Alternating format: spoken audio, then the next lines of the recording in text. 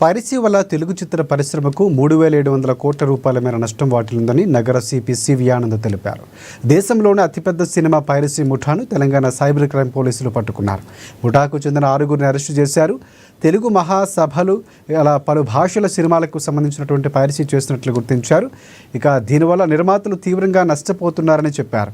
Telegram channels అలాగే రొటెంట్స్ ఛానళ్ల ద్వారా piracy జరుగుతోందని, కొత్తగా ఎంఓ విధానంలోనూ చేస్తున్నారని కూడా వివరించారు సిపి. పైరసీ సినిమాలు అప్లోడ్ చేసి బెట్టింగ్, గేమింగ్ యాప్ ప్రకటనల ద్వారా ఆదాయం పొందుతున్నారని స్పష్టం చేశారు సిపి సివి ఆనంద్.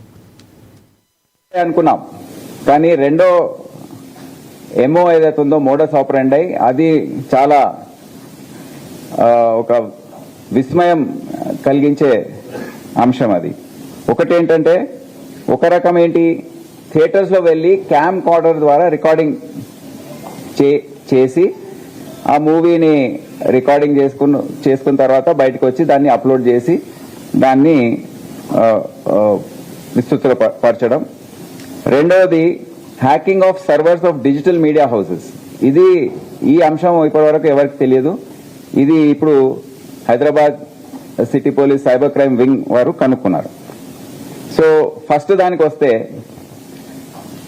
ఇప్పుడు దీన్ని ఇంకో చాలా ఆశ్చర్యం కలిగించే విషయం ఏంటంటే, ఇదంతా ఎవరు స్పాన్సర్ చేసి ఎవరు నడిపిస్తున్నారు?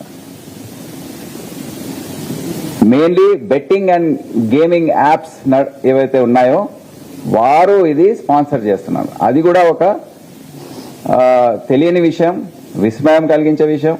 ఆ లింక్ ఏదైతే ఉందో అది ఇప్పుడు బయటపడింది. ఇది ఎందుకు చేస్తారు? ఎందుకంటే వాళ్ళ ప్లాట్ఫామ్స్ ని, బెట్టింగ్ గేమింగ్ ప్లాట్ఫామ్స్ ఏవైతే ఉన్నాయో దానికి ప్రచారం ఇవ్వడానికి అడ్వర్టైజ్మెంట్స్ ద్వారా ప్లస్ ఈ మూవీస్ ద్వారా వారికి ఆ ప్రచారం చెందుతుంది. ఇంకా